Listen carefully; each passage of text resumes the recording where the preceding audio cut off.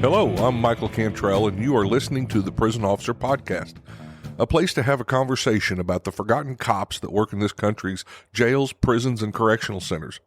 A place for me to try to make sense of a career spent working inside the fence with some of the greatest people that nobody sees or recognizes for the important job they do to keep this world safe. If you love this podcast, hit the follow button, or better yet, share with your family, friends, or coworkers. In more than 28 years of corrections, I have used or supervised Pepperball hundreds of times. Now, as a master instructor for Pepperball, I teach others about the versatility and effectiveness of the Pepperball system. From cell extractions to disturbances on the rec yard, Pepperball is the first option in my correctional toolbox. With the ability to transition quickly from area saturation to direct impact with the non-lethal PAVA projectiles, Pepperball provides me with a range of non-lethal options for cell extractions involving non-compliant inmates, and when the use of force is over, decontamination is easy, with no oily residue on the walls or floors. To learn more about Pepperball, go to www.pepperball.com or click the show notes below. Pepperball is the safer option first. Hey everybody, welcome back to the Prison Officer Podcast. My name is Mike Cantrell. Today I have the elected jailer from Nelson County, Kentucky, Justin Hall. He began his career in 2006 at the Hardin County Detention Center, which is the fifth largest jail in Kentucky. Over the years, he's worked his way up through the ranks to lieutenant, gaining invaluable experience along the way. And in 2022, he was elected as the jailer of Nelson County, officially took office in 2023, and this marks his 18th year in the field of corrections. The way I first found Justin, and we haven't talked, so this is going to be an open conversation, but I was on LinkedIn, and I got to noticing these posts from somebody who was just very passionate, who was showing a lot of the leadership things I teach in classes, and you can just tell he loves his job, and he loves the people he works with, and I just wanted to talk to him and find out more and see if I can learn something from him. So welcome to the Prison Officer Podcast, Justin. Well, thank you, Michael. I appreciate it. And like I was telling you earlier, I'm sure I can learn something from you too with all your experience that you have as well. I appreciate and like I say, it's an honor to be on here, especially when it comes to corrections. A lot of officers and whatnot. Everything that we do is behind a door. It's behind. The general public don't get to see it as much because if there's a big arrest on somebody, that makes the news headlines and the police department, oh, look who we caught, and whatnot. But a lot of people don't realize that person has to go to jail and prison. So there's a whole other group of people that's having to make sure their constitutional needs are met, that they get to court, that they have their day in court and whatnot. So a lot of correctional officers and, of course, in our line of work, deputy jailers, we a lot of times, we feel like, or can't say we feel like it, but a lot of us feel like that, it's kind of like we do a really important job that doesn't get seen by a lot of people. It's true. It's absolutely true. And I think jails and, we all work in corrections and we know that, but from the outside, I think people have these totally different viewpoints of what going to jail is and what going to prison is. Right. But a lot of the jobs that we do inside are the same. Now, I spent my time in 30 years plus working in prison, and I've been learning a lot about jails in the last few years, but it is a different job. You're handling people that haven't been vetted as much. A lot of them are coming in, they're still high, they're still drunk, and so you guys have a really rough job. Tell me a little bit about Nelson County Jail.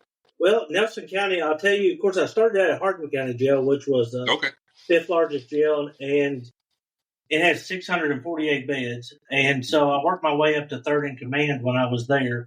And then my hometown's Nelson County, and I always worked in Hardin County, so that way I wouldn't deal with the people I went to school with, So after about 12th year, I came to Nelson County to work and then decided to run for office. So now I get to run into people that I know, unfortunately, when they get arrested. But we have a population of almost 50,000 people in Nelson County. Matter of fact, 90% of the world's bourbon's made here in Nelson County. Your Jim Beam, your Baker's Mark, all that stuff. So there's distilleries. Matter of fact, there's a distillery walking distance from the jail where I'm at right now. And we we are a small jail. I only have 102 beds here. We're looking at expanding to 400 to 700 here coming up, but because unfortunately, the last 20 or 30 years, the jail has been kind of a oversight. When I took over as jailer, it was in a state of disrepair. I mean, there was mold, the living conditions, and I always look at it this way: regardless if somebody comes into jail with a cold check, or they're charged with rape, or they're charged with murder, I'm going to treat that offender the same, no matter what. And I make my staff do the same thing. But if my family member or my daughter was to get arrested, there's a certain level of care and a certain condition that I want them to be housed in. And it did not meet my standard. And so we have completely went through this facility. We have painted, we have redone showers, we have redone, and actually made it, through our state jail inspections, my inspector, when he first walked in, my first inspection, first thing he said was, "It don't stink in here anymore." I was like, "Yeah, we actually clean it now." Yeah. Well, one of those posts was the first thing that caught my eye, because when you say we, I think you picked up a paintbrush. You did some of the paint scraping. It wasn't you telling other people what to do. Right. It was you leading a team of jailers to get this up to par. Absolutely. I got many times you could roll back our video where I'm sweeping and mopping our front lobby at the gym. Yesterday, as a matter of fact, we had the ice storm. I went over to the road department, got our county skid steer, and I was cleaning out our front. I was cleaning out our front parking lot with it. So I never want to ask staff to do something that I would not do. And even my daughters at home, we had this ice storm and stuff, and they said, "Oh, Daddy, it's a snow day. Stay home." No, I got to go to work. And they're like, "Oh, well, you got people at work." And I had to explain to her, because she's young. She's real young. Sure. I was like, I will not ask my employees to come into work and battle a slick road if I'm not willing to do the same. Yeah. And that's the way I explain it to them. I'm not, I'm a facilitator here, the way I look at it. And my job is to help mentor somebody. I'm not going to be around forever. Mm-hmm. My job is to help grow the employees I got here. And so that way, when I decide to hang it up, there's somebody that can take the reins over and can run this place. That's what the goal is. I always got aggravated in my career, and I saw it happen many times, where a supervisor would teach somebody just enough to do their job, but not enough to where they could jump up to the next level. Right. And if you do that, it's not only not fair to the employee. And some employees take offense to it, because if you're training somebody that's only done this one job for the last 10 years, and you're saying, "All right, I'm going to bring Deputy A and B in to learn your job." Oh, God, he's getting ready to fire me. So I did something wrong. Well, no, if you have a medical leave, or you need to take off or whatever, the jail's still got to operate. So I want people cross-trained. It's nothing personal. Sure. Especially in a small jail. You don't have 100 people to choose from. Yeah, right. Exactly. So, I got to have it to where, it'll continuously move. And we've increased our training threefold. We installed a body scanner. I also have biometric sensors in our single cells that use radar now, to where they actually monitor respiration and heart rate. So if somebody goes into a detox or a heart rate or a heart attack situation, we get an audible alarm in our booking area. So tell me, I know a little bit about some of these, but so is that on their wrist or on the wall? Or no, it's actually in the ceiling. Matter of fact, I got one up here. I'll show it to you real quick. Hold up. Okay. This is my spare in case it goes down. This is actually in a protective housing, because, if you get inmates in a single cell where they wouldn't destroy it, but inside of it, there's an actual radar chip in here, right? So this is mounted on the ceiling of the cell, and inside, it actually monitors the chest going up and down, and it actually can sense the pulse of the inmate and give it the heart rate. Yes, and so in my control room and inside my booking area, I have a screen. And it's green for if the inmate's good, and it's red if the inmate's bad. And if it goes orange, that means that, hey, we lost a pulse, we lost a heart rate. And so, and the reason I did that, you mentioned earlier, we get people that come in all the time on all different kinds of drugs. Mm-hmm. You know, when I installed the body scanner, everybody was like, "Oh, you're never going to get contraband in that jail now. You got a body scanner." I'm like, "No."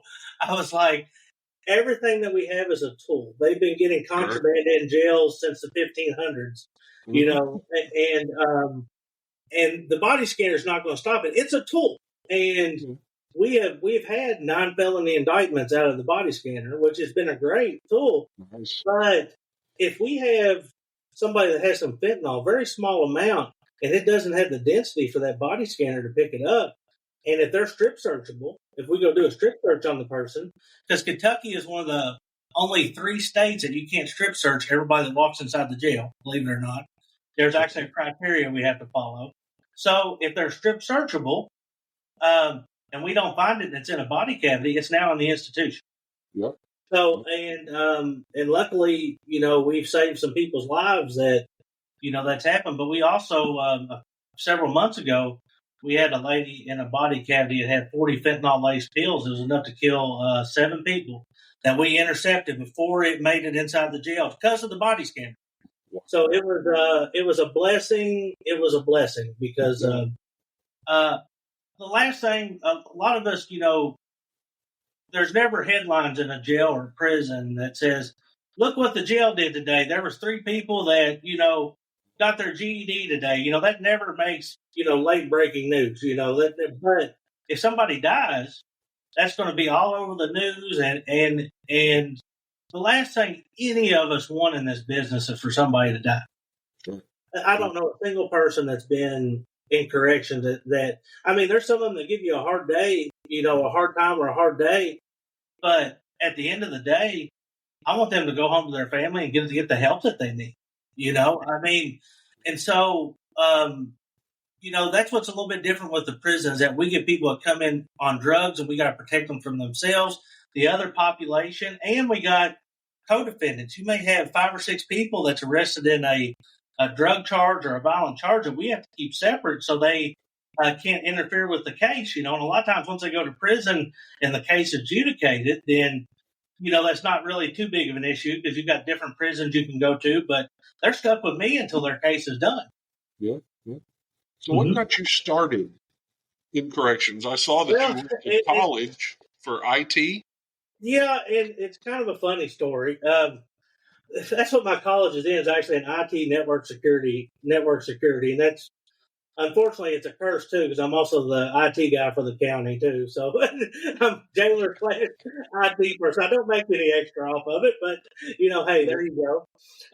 But I got into IT, and I'm sure you can tell I'm kind of a talkaholic. So computers don't really talk back to you very much, and after I got out of doing college, I was like, I'm not going to stand in front of a screen 8, 9, 10 hours a day. And I always wanted to get in law enforcement. A lot of people use corrections as a stepping stone to be a police officer and stuff like that. Yeah. Well, I had this big dream that after I got out of college, I was going to go get in corrections. I was going to, you know, get in top flight shape, and I was going to go to the state police or sheriff's department and all that stuff, you know, and then the job just took a hold of me. It just took a hold of me. It became a passion. I realized that I could do everything that I wanted to do inside of a jail without having to deal with the other stuff. And I progressed. You know, the old saying, hard work pays off. When I started Hardin County Jail, I knew no one. I didn't know the jailer ahead of time. I didn't know any of the command staff. Did not know a single employee that worked there. Okay. And so when they say hard work pays off, in 12 years I was third in command at that facility because of hard work. Yep. And anybody that follows your policy and procedure, do what you're supposed to do. And hey, I made plenty of mistakes. I'm not saying that I'm, you know, the perfect and I did all this great stuff throughout my career and never made a mistake. I made my mistake, but the thing about it is you don't make it twice. Right. Yeah. And so it's been a very rewarding career. Now I've witnessed my fair share of bad things. I mean, especially in jail, you know, we've had some suicides, and stuff like that. Unfortunately, it happened. I will say the suicides that we had in the past, all of them had a heartbeat. They wasn't in there for an extended period of time. Everybody did their job, but and it showed that we did what we were supposed to do. But that's stuff that a lot of people don't realize that I still remember every one of them. I still remember every one of their faces, and that never goes away. And a lot of people don't realize that's the stuff that over a career that you're going to take with you. That's going to always be on your shoulders. You may not think about it all that often, but they're always with you, and that's always something you take with your career. Yeah. So I know as you got into corrections, tell me about. I always like to hear about this. What was that like when you first walked in? Did you know people in jail? Did you family members work here? I had nobody. I got what everybody has. A one cousin or uncle that goes to jail, hit and miss, and stuff like that. We all had those. Sure. But nobody was in jail. But I remember my first day like it was yesterday. Of course, it's before they give you a uniform, before you go through your training, your FTO period, and everything else. And I remember walking through the doors, and it was during court day. So Hardin County Jail has this big, long metal bench. I'm 21 years old, just turned 21.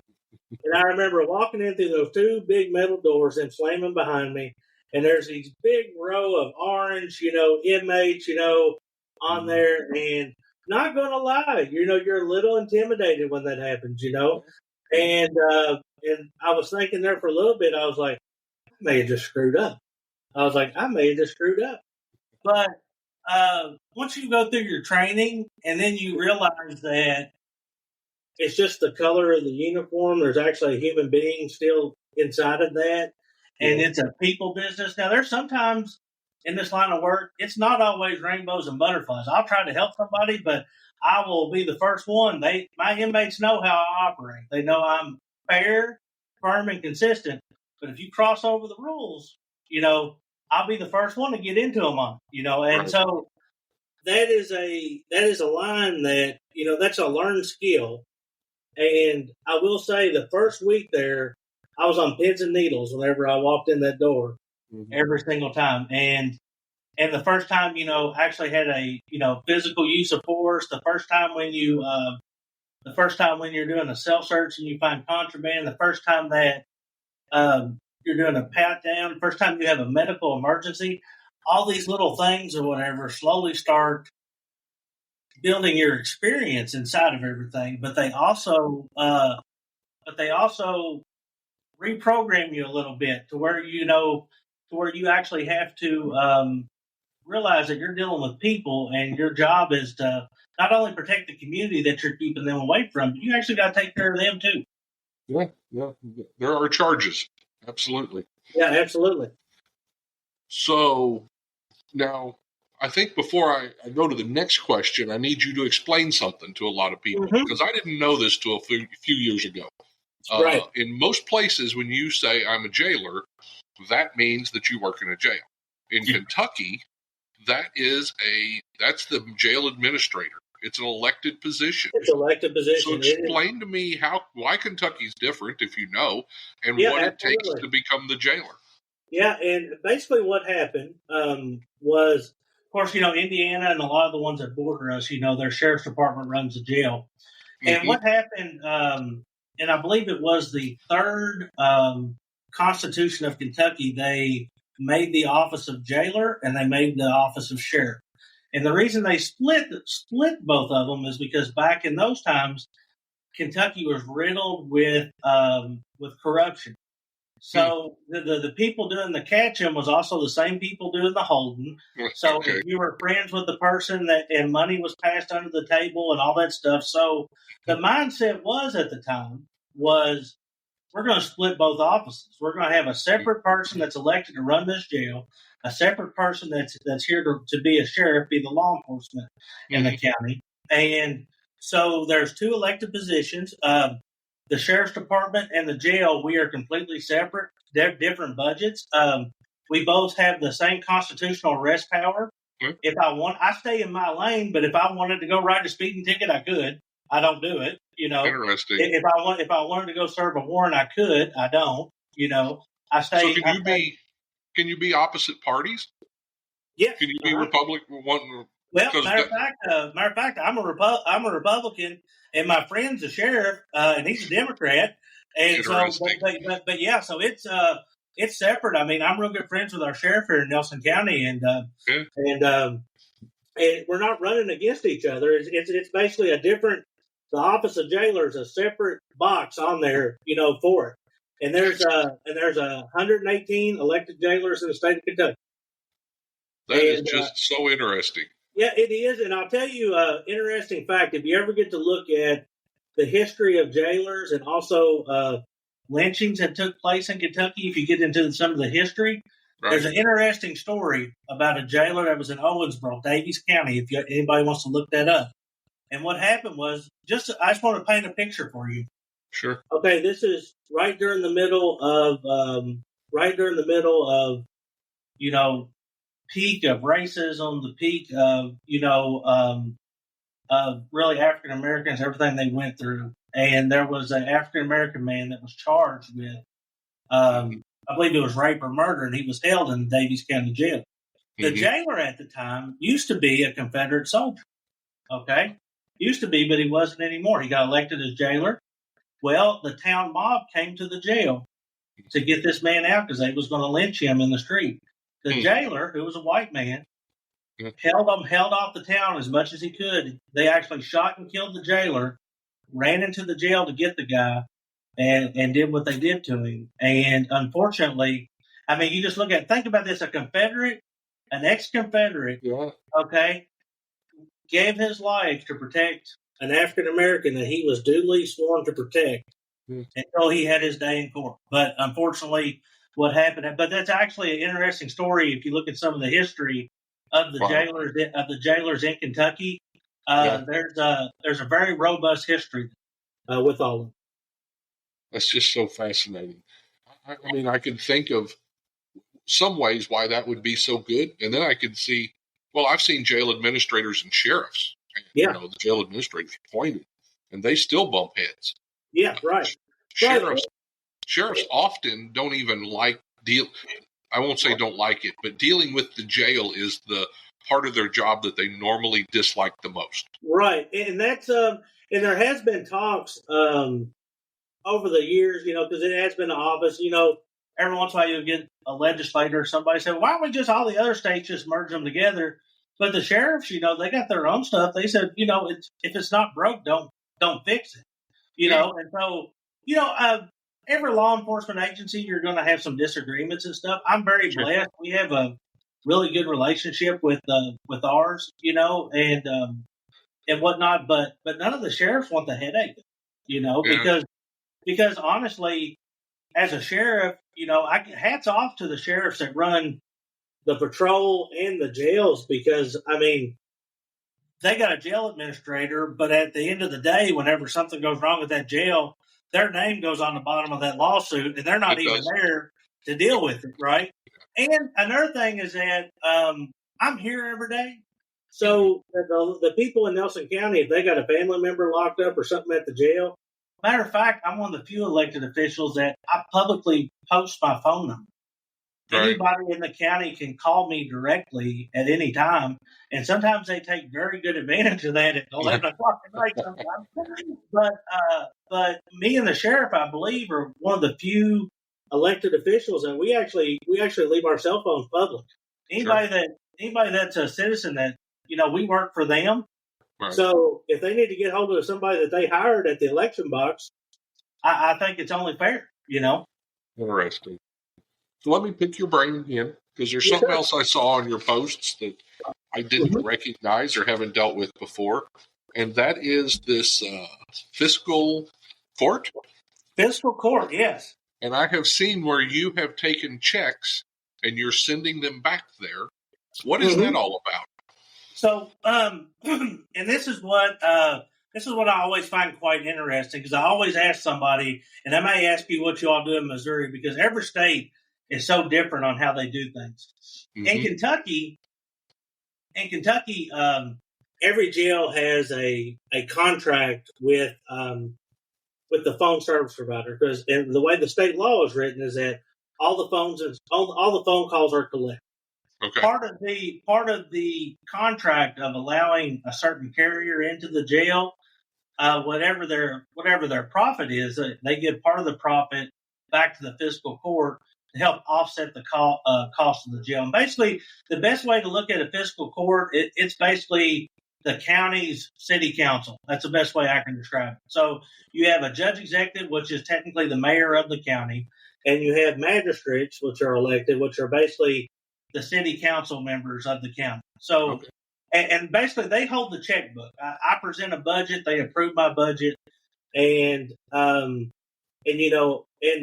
budgets in jails is just educated guesswork, because I don't know if I'm gonna have a inmate with a major medical expense or something like that. But the state statute also allows us to charge a per diem rate, when somebody's housed, a booking fee when they're housed, and also allows us to take a percentage of deposits when they put money on their canteen. So that money that you see me that I'm writing checks for, let's say somebody's been in here 10 days and their parents put $100 on their books for them to buy commissary. The jail would take $10 of that. That $10 at the end of the month, depending on how much is taken and what booking fees, those are the checks that I cut back to fiscal court that in turn help operate the jail. Okay. So it is coming back around. Yeah, it is coming back around. Yes. But it's not set aside just for you. If this month the road crew needs more money than the jail does, they could use that money over there. They could use it over there. Yeah. It's shown as a income line item on the budget, but ultimately it ends up in the general fund. Interesting. And on our commissary account, and I know several jails have commissary accounts and whatnot, the profits from it, we have a work program, inmates get to go out and paint and, pick up garbage and different trade items. I'm getting ready to start HVAC and plumbing. And perfect. We had welding last year. Yeah. But the deputies that I have go out, I pay their salaries out of the profits from the canteen account. So it don't cost the taxpayers any money for them. The body scanner that we got, I can spend that money on inmate work programs, something that benefits the inmates, or something that benefits the security of the jail. That's all I can use it for. I can't use it to go, anything that's buy pizza for the staff or something. Yeah, I can't buy pizza for the staff with it, or throw a Christmas party with it. Right. But we, like I said, we have about 4 inmate crews that go out during the week. And matter of fact, I got 5 out today that's helping salt some of the sidewalks and stuff from our ice storm that we had. And they all like it. I mean, they're in their own work dorm. When they go out to work, I have them a really high calorie lunch that they go out with them. So they probably get an extra 1,000 calories in what we serve inside here at the jail. And we actually exceed the state requirement by about 600 calories, just for our regular inmates, So yeah, but it's, but like I say, the technology has been the biggest thing. And I'll tell you, as far as you're talking about, when I walked in this jail about how in dire repair it was, I'll tell you, my first day I walked in as jailer, we had a person on suicide watch, and it was shift change. Right. And so I'm just using this as an example. So 7 o'clock's rolling around, and I see an employee over here doing it, and this is a log, right? Person on suicide watch. And I see this. Right. Forging a log. And not only is that illegal, that's showing me that they're not doing their job. And we basically had a big, huge training with all the staff on what to expect. And I switched everything to electronic logging. There's RFID tags on the cell door. I got a grant for all new cameras with audio. And so they have to physically RFID scan and open the cell door and count a respiration of an inmate if they're sleeping to mark them during their check. And under state law in Kentucky, on our regular dorms, it's 1 check an hour. If somebody's on suicide watch, it's every 20 minutes, or medical watch, it's every 20 minutes. So now they can't, there's no way for them to forge a log. It's all electronic. And that was very troubling to me, taking over as a jailer, to see that, because if that's been happening, then guess what? It's been happening for a long time. Unfortunately, there is a portion of our staff that do stuff like that. I Right, remember exactly. when I made lieutenant, I got access to the camera systems. And at the time where I worked, the camera systems would show if there was movement on the camera. You could see this little deal. So the other lieutenant's teaching me how to use this, and we pull up a housing unit, and it's flatlined for 6 hours. And I'm like, well, what caused that? And so we go back through the cameras, and up until that point, because I'd never done it myself, never seen anybody do it, Right. You couldn't tell me that there were people who skipped counts. Yeah. I didn't know that. And it just blew me away. It broke my heart is what it did. It does. It's a hit in the chest because until you remember those suicides and stuff I was telling you about before, or any incident that you have in this field, if you stay in it long enough, you're eventually going to have to do a deposition in your time. I've done several. They're never pleasant. Nope. And until you actually are getting drilled by an attorney for about 3 hours on what you did and didn't do, and one of the cases when you wasn't even there, and you're getting drilled about what your staff does, until you're in that seat, sometimes the importance and the severity of somebody's actions does not register with them. And I can tell it to them 1,000 times. We've had meetings with staff where I'm like, your all's documentation and your checks and your follow-ups and everything, and the way you treat inmates and stuff. Like, when you first start out in this field, you get some officers that are really cocky and whatnot, and you try to tone them down a little bit, because 9 times out of 10, I can walk and talk to somebody, and it may take 5 minutes, but without me even laying a finger, I can get what we need accomplished done. Yeah. Sometimes you can't. Sometimes you have to go to that next level. And I tell my staff, if we have to go to that next level, our policy allows that, and we do it. But if I can talk somebody down and save a page and a half on the incident report, I'm all for it. Absolutely. Yeah. So you're talking about staff, and another thing that I see, I've got several of these posts where you highlight your staff. You talk about the good things they're doing. It's not just, the only coverage we normally get is when something goes wrong. Right, exactly. You can keep 1,000 inmates inside the walls. One gets out, and all of a sudden it's in the media. Right. You can save a dozen inmates from suicide, but if one dies, it's in the media. So it's so important, and I love what you do. So talk to me about how you build up staff and how your leadership style. Well, my leadership style is number one is that I have an open door. I tell all staff can come, and they don't have to. I encourage them to use their chain of command, but they know that they can sidestep it if they need to come talk to me over something. Now, sometimes if they come in and it's something that needs to go through the chain of command, I will redirect them where they need to go. Sure. But I think the leadership style is that I've told them, if you follow the policy and procedure and do what you're trained to do or whatever, I think they see that I have their back on things. Right. I think number one is your staff has to have trust in you.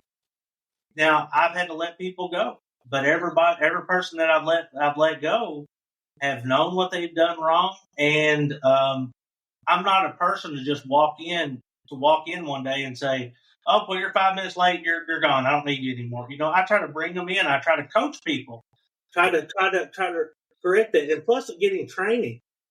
This year we actually the jail never had this. We actually did a Deputy of the Year award, a Rookie of the Year award, a Life Saving award, and we did a Christmas party for all the staff with food and everything else, and some giveaways and whatnot. The jail never really had anything. I think it had a few things like that in the past. At Christmas time, I try to give them extra stuff. And another thing I did too, when I took over as jailer, you're going to find this is crazy because I thought it was crazy too.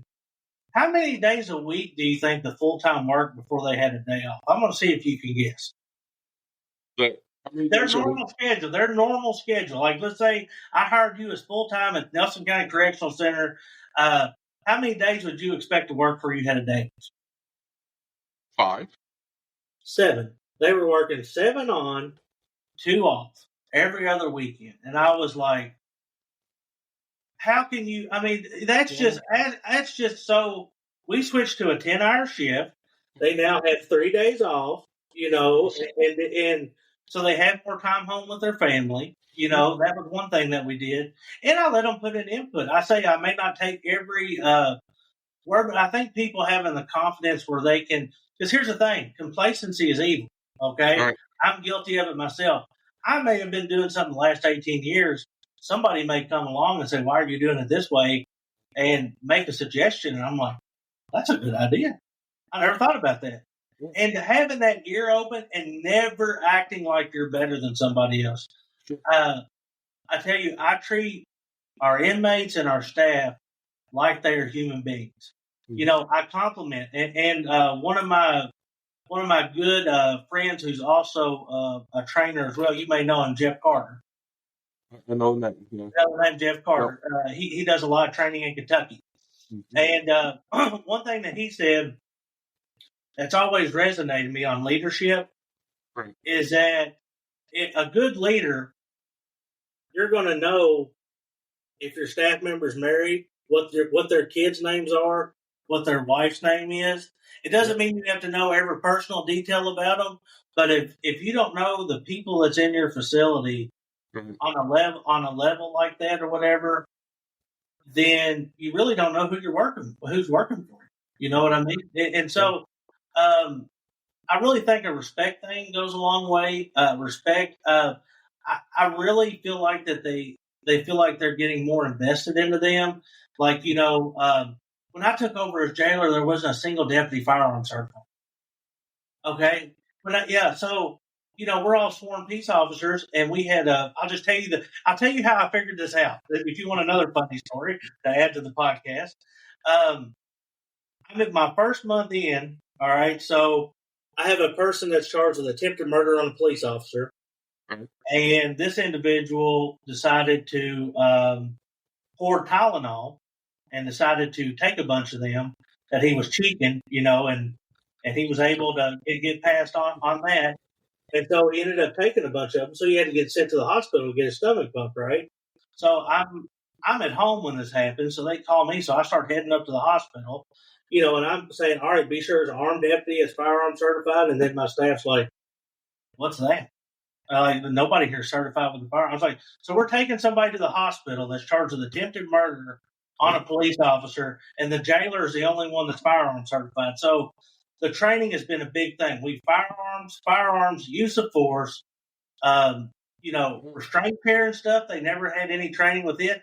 They did the bare state minimum training here, but we are now doing training all the time. And I feel like when staff gets involved, they feel like they're being invested in. They feel like that, all right, they actually care about me, that they're wanting me to succeed.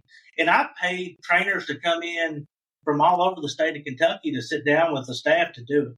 And I really think if you show that effort with your staff, it really goes a long way, because the training that they had before was a little online training. They could have been doing their dishes and not even listening to what it says. But if you have a person sitting in a seat that's listening to somebody talk, that they're getting the material. And that's the way I look at it. So what I'm hearing here is a combination of many things that all get to one deal. One, you're listening to your staff, you're letting them have input. Yeah. You're making them more successful and giving them skills so that they can succeed in whatever they decide to do. This is a staff member that's going to stay around.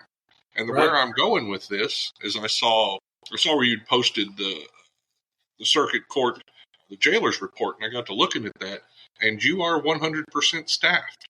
Yes. 100% staffed. That right there says a lot. And now that I'm talking to you, now that I'm hearing some of this stuff you're talking about, I understand why you're 100% staffed. Because they can tell that you care. Right. And they know, at the end of the day, I still have to be their boss, but they know at the end of the day, whatever happens, they're going to get a fair shake. Right. And I always tell them I'm not perfect. You know what I mean? I've had to suspend employees.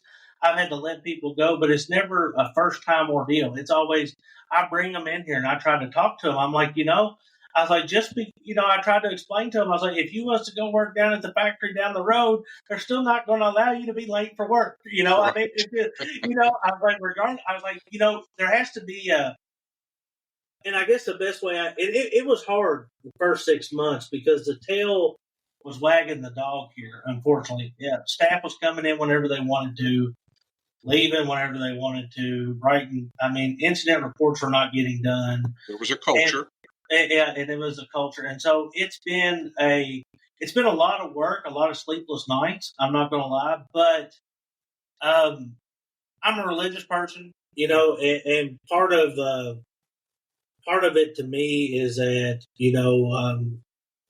God always says to help your most vulnerable and stuff like that. So I think it's a very honorable profession that we do. Sure. Is because most of the people that's in jail are ones that society has cast out.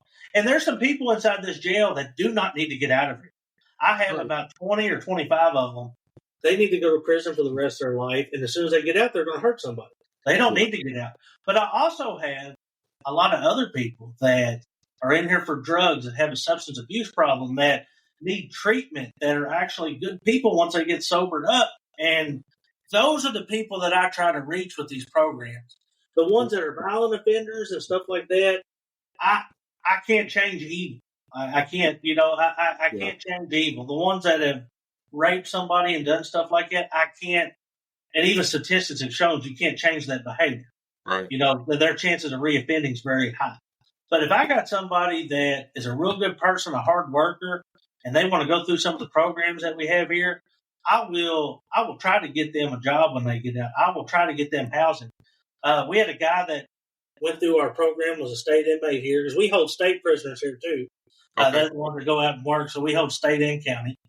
And his family was up in Cincinnati. That's where he was from, and he just ended up being down here. And so he had no way of getting home. So remember the commissary account I was telling you about?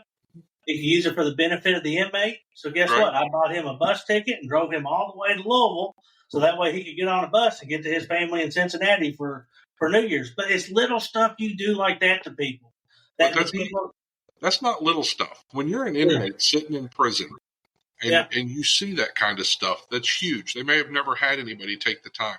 When they're sitting in jail and they see staff taking time to get the mold out of the shower and put fresh paint on there, because that's where they have to take a shower every day. Right. And they see you guys, I saw dorm 2, I think, where you guys are doing a bunch of, cleaning up the beds and the walls and all that stuff. That's huge to those inmates. And jail, as well as prison, people talk about it in prison, but jail runs on respect also. Absolutely. And I know that just from what I see, they feel the respect there. Yeah, and I'm probably one of the few jails too. It used to be, and you probably remember this, I know you do, and several jails probably still do this. I'm sure whoever watches this will know. The paper inmate request and grievances, right? Of course, all of that, all of ours are electronic now. So you never get you never have to worry about, well, he wrote a grievance on me. Didn't make it to the box, right? So you don't have to worry about that, which that builds confidence with inmates too. Sure. But they also have a box on there where they can select jail. And it goes straight to my laptop in here. And if they have a legitimate concern that the grievance process is not addressed and the inmate request process is not addressed, they can write me directly. Yeah. They can bypass the staff completely and write me directly. Now, sometimes I'm really good at checking emails, so sometimes they'll be like, "Hey, when's my next court date?" And I'll be like, "Use a regular request and be patient, please." Because I'm not going to do that. But you would be surprised on how much that cuts down on litigation, because I can catch something before it turns into a civil rights issue. I can catch something before it turns into maybe an inmate and deputy conflict, an inmate on inmate conflict, and having that open door and having that flow of communication. My jail inspector, I think, said it, and again, I'm not trying to Bragg, there's a lot of jails and a lot of prisons that do probably a better job than I do. I'm not saying that we're like a gold standard by any means, and I hope nobody takes it as that way. Sure.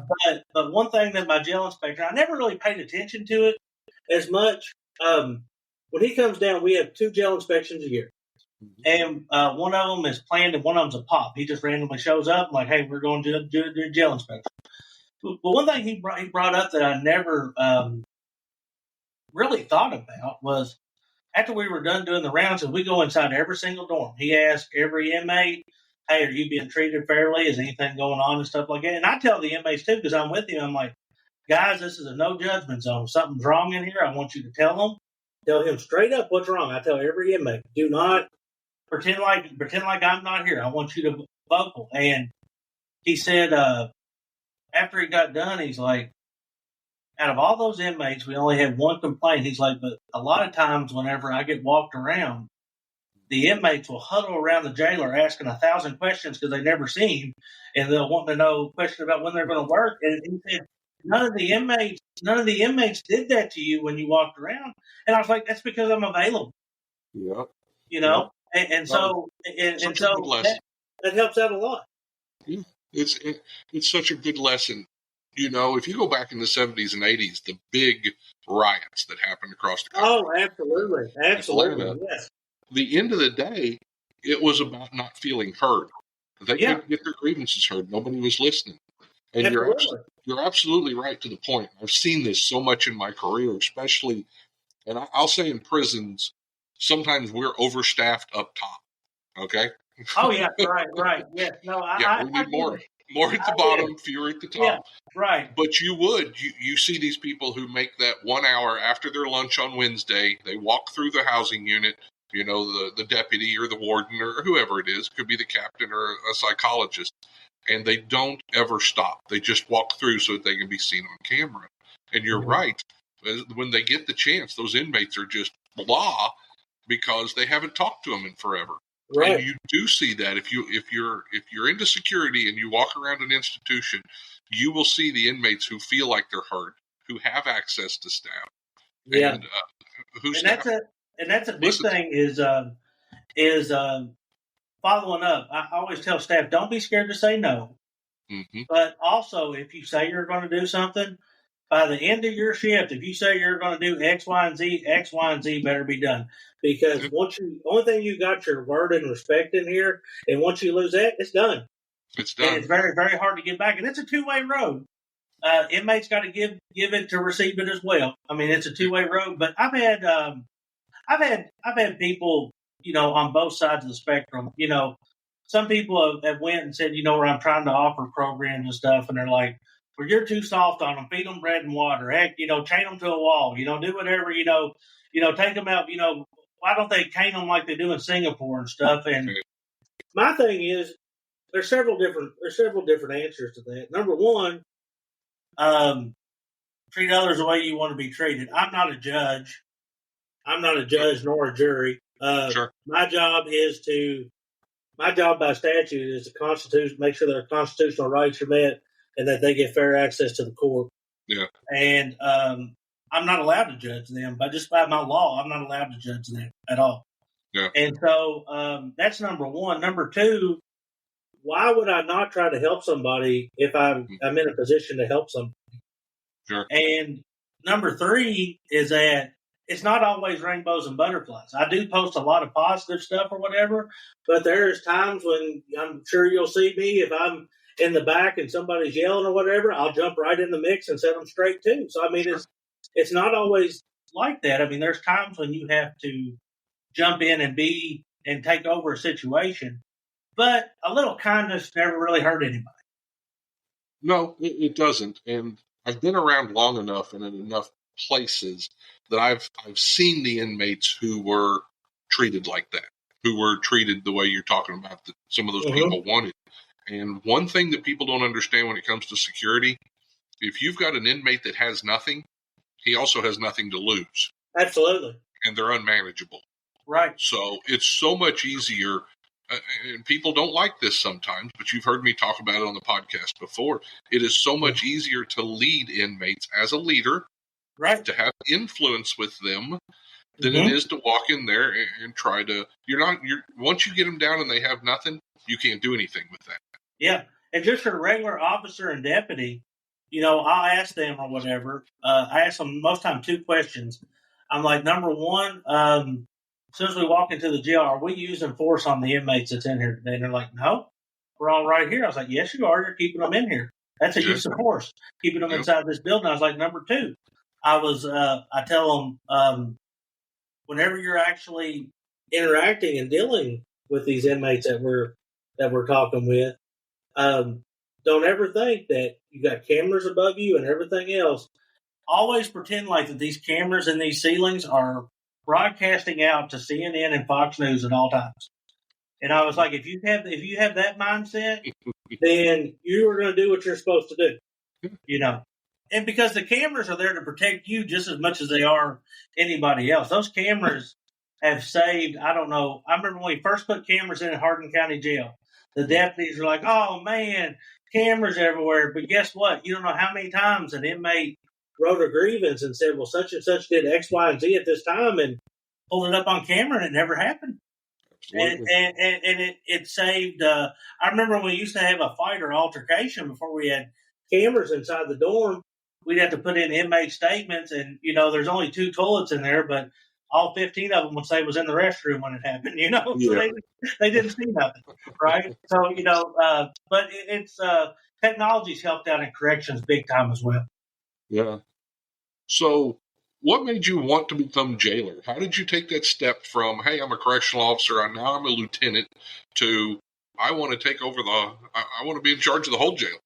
Well, to tell you the truth, I had ambitions on doing it back when I first started. I've always been kind of goal driven. Once I decided it was kind of one of my goals, I was always like, I'm going to run for jailer one day. Well, then my kids were born and my priorities changed.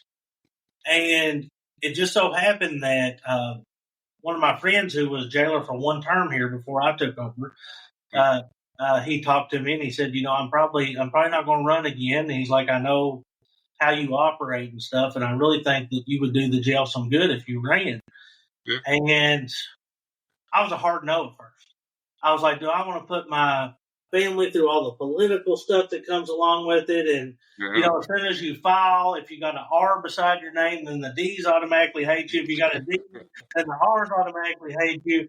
And so I was like, do I really want to put my family through this? So I prayed a lot, talked to my wife a lot, talked to my kids a lot. I was a no. Had more people talk to me, I guess, once other people was trying to figure out who was going to run. And finally, I looked at it and I was like, well, I've had enough people in the county ask me to run. Maybe it's a sign. Let's do this. And if the people decide that they want me in this position, I'll do it. Because I do have the experience to do it. And if they decide that I don't need to be in it, then I'll just go on doing what I do. And so I had a contested primary and a contested general election, and I ended up getting 70% of the vote in both. So it was very emotional for me because it was a goal. It was a goal that I honestly put on a shelf. Well, once you get your kids and stuff like that, it was a goal that, back before I got married and stuff, I was like, I'm going to do this, this, and this. And then once your kids and your family and everything start coming into play, you kind of be like, well, I need to be a dad. I need to do I want to put them through elections and politics and people saying bad stuff about their dad on the internet and all this other stuff that comes with, every time I just went on Facebook today and there was a person dogging me on there today. It was a fake Facebook account, but I mean, it's just you can't get away from it. Right. One thing you can do is laugh and smile and go on. Yeah, I mean, it is what it is. But I mean, at the end of the day, though, I'm blessed. I believe it's where God put me to be at. I get to help people. I know I've changed several people's lives. There's some people I can't help.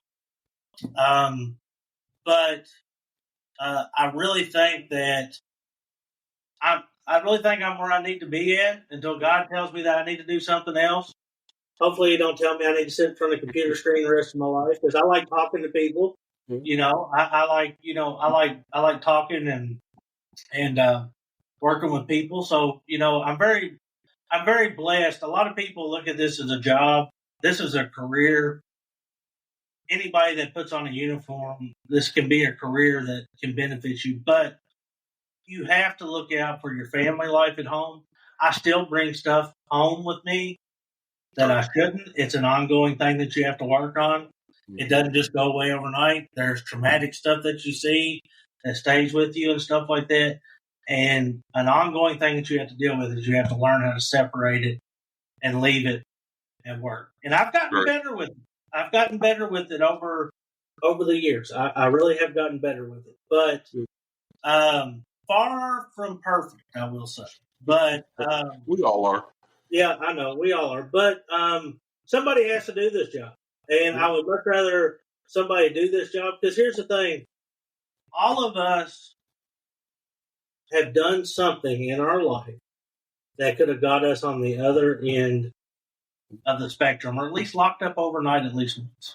Sure. All of us has, or there's always that one friend we could have hung out with more that would have took us down a different path. We are really lots of those friends. Oh, I like several different.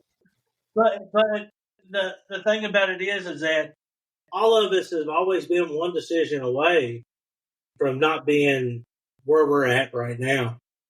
And some people get into this line of work, because I did do part of my job as being a lieutenant over at Hardin County was I did internal affairs too. And I had 3 employees that we arrested. One was for solicitation, for basically telling a inmate's girlfriend, I'll get him out of jail if you take me to your apartment, and I'll just let your imagination go there. And the other two were contraband related. And so, unfortunately, there's people that can't say no and cross that line. And it's sad when that happens, because all of us, if you're in this line of work, if you're not comfortable with saying the word no, then as soon as you say yes, it could be just bringing this ink pen in. This ink pen can turn into a cell phone. It can turn into marijuana. It can turn into drugs. Yep. I mean, and unfortunately, there's people that once they got you hooked, and you got a family to feed, and you got a paycheck that you rely on, once they get you on the contraband hook or anything, it's best if you just brought in the ink pen and realized that you messed up, go tell your supervisor right now you can stop what you're doing. If it gets to a point where you're getting ready to bring in a knife or hand grenade, then you have definitely went too far. Sure. Definitely went too far. Yeah. Absolutely. So you said you're goal oriented. So what's some of the goals coming up for? What are you trying to get done? Any big projects you want? Yeah. Right now, I just submitted an application with the U.S. Marshals to start doing some federal housing. I'm trying to get federal inmates. I'm trying to get federal inmates inside the jail, and then after that,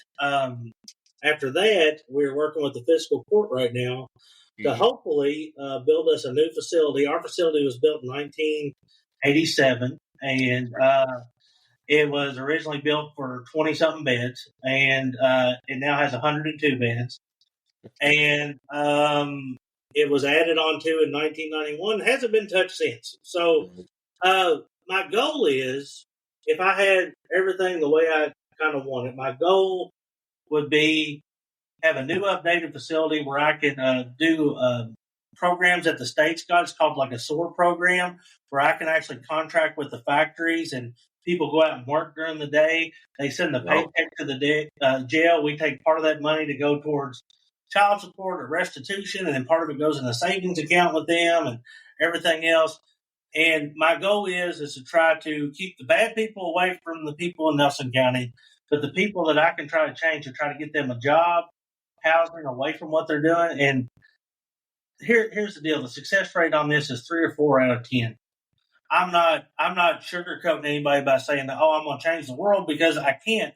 But guess what? That's 3 or 4 different people that Right. that we don't have to worry about reoffending, that, maybe get a chance to be with their kids and stuff. So, I mean, how awesome is that? Well, I worked around a similar program. It's the one thing in all my years that I thought truly changed some inmates and changed their lives, because for them to be able to go to work just like a normal person, we sent them out, they went to work, they worked with everybody else, and they saved up money. And I've seen so many guys leave prison with $200. You can't do nothing with $200. No, Those you guys can't. left. Those guys left prison with, maybe as much as $10,000. Absolutely. They could pay first and last month's rent. They could pay their water deposit. They could buy a small car. And a lot of them, on Monday morning, they got out of jail on Friday. On Monday morning, if that place thought they were a good worker, they hired them back. Yeah. And those were the guys who were changed forever. Yeah, and we've also had on our county road department and our city road department, the guys that go out and help with like leaf pickup and stuff with that. We've had the city hire an inmate, once he was released. Sure. The county's actually hired some before too. So, I mean, if they show that they work, I mean, our city and county government, like for our road departments and stuff, they're not scared to give them a chance, which I think is great.